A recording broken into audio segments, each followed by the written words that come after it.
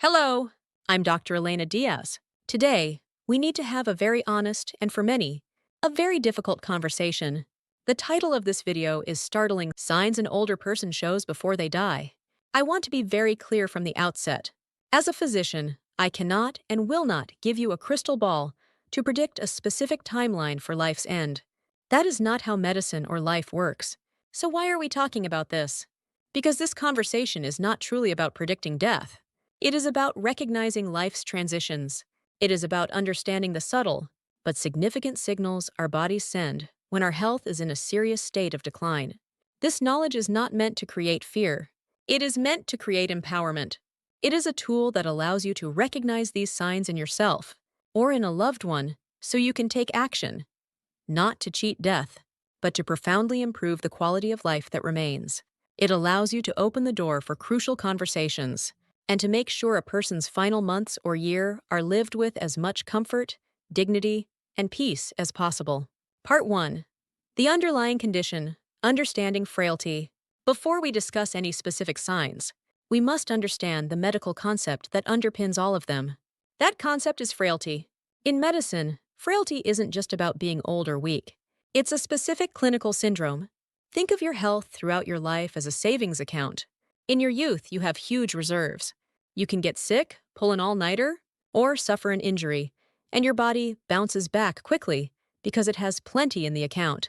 Frailty is what happens when that savings account is nearly empty.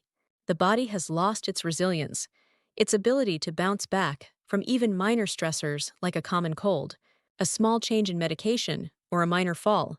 The signs we're about to discuss are often the outward expressions of this internal state of frailty. They are the body's check engine light, signaling that its reserves are critically low. Part 2. The 5 critical signals. Signal number 1. Significant unintentional weight loss. What it looks like.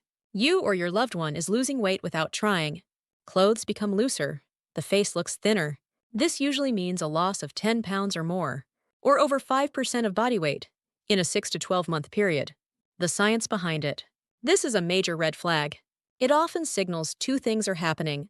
First, a loss of appetite, meaning the body isn't getting the fuel it needs.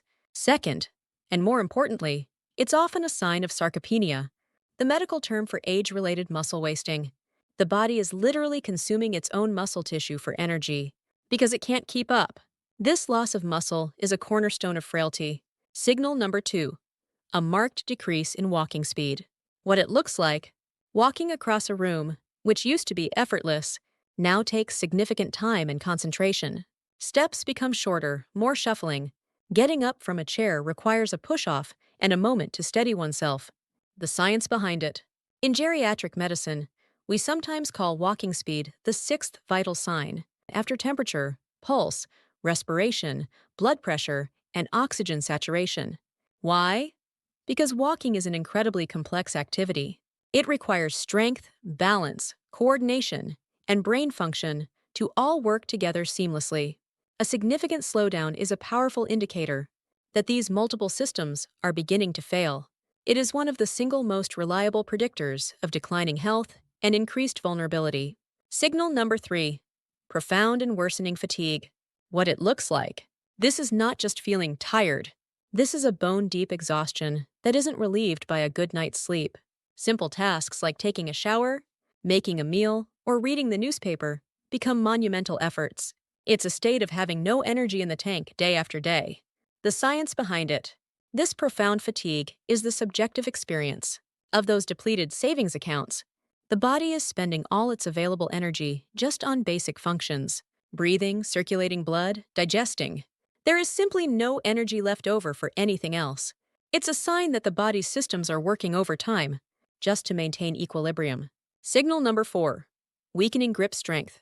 What it looks like. Difficulty opening jars that used to be easy. A noticeably weaker handshake. Dropping things like a coffee mug or utensils more frequently.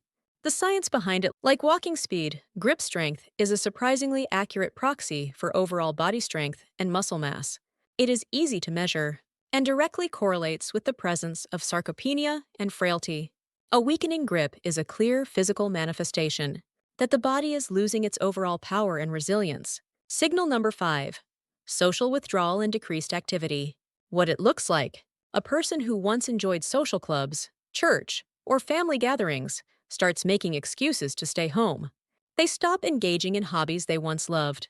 They seem to lose interest in the world around them, spending more and more time sleeping or sitting passively. The science behind it: this is a crucial psychosocial sign. It can be both a cause and a consequence of declining health. Physically, they may not have the energy to participate. Mentally, this withdrawal can be a sign of depression, which is very common in those with declining health. It can also be a subtle, subconscious process of beginning to detach from the world. Part 3. What to do with this knowledge. A plan for compassionate action. Seeing these signs in someone you love, or recognizing them in yourself, can be terrifying. But panic is not the answer. Action and acceptance are. Here is what you can do when you see these signals. 1. Start a conversation with a doctor. This is the most important step. Don't go to the doctor and say, "I think my father is dying." Go with specific objective observations. Say, "I've noticed my father has lost about 15 pounds in the last year without trying. He is also walking much more slowly and seems exhausted all the time." This gives the doctor concrete information to work with. They can then screen for treatable conditions, like thyroid issues, vitamin deficiencies, depression, or medication side effects that might be contributing to the decline. 2. Shift the focus from cure to care. Sometimes the decline is not reversible. In these cases, the goal of medicine beautifully shifts from curing the disease to caring for the person. This means focusing on pain and symptom management, ensuring the person is as comfortable as possible. Nutritional support. Not forcing food, but offering small, nutrient-dense, and delicious meals. Simplifying the environment, making the home safer to prevent falls and make daily tasks easier. 3. Have the important conversations. This is difficult, but it is a profound gift. Recognizing that time may be limited opens the door to discuss what truly matters. What are their wishes for end-of-life care? Are their legal and financial affairs in order? What are their fears? What gives them comfort? It's a time to say, "I love you, thank you, and I forgive you." Conclusion: seeing with new eyes. The 5 signals we discussed today: unintentional weight loss, slowing walk, deep fatigue, weak grip, and social withdrawal, are not a countdown clock. They are a call to action. They are a call for compassion. They ask us to shift our perspective, to see that a loved one's refusal to go out for dinner isn't them being difficult. It's a sign of profound exhaustion. To see that a struggle to open a jar isn't just a minor annoyance. It's a sign of losing physical resilience.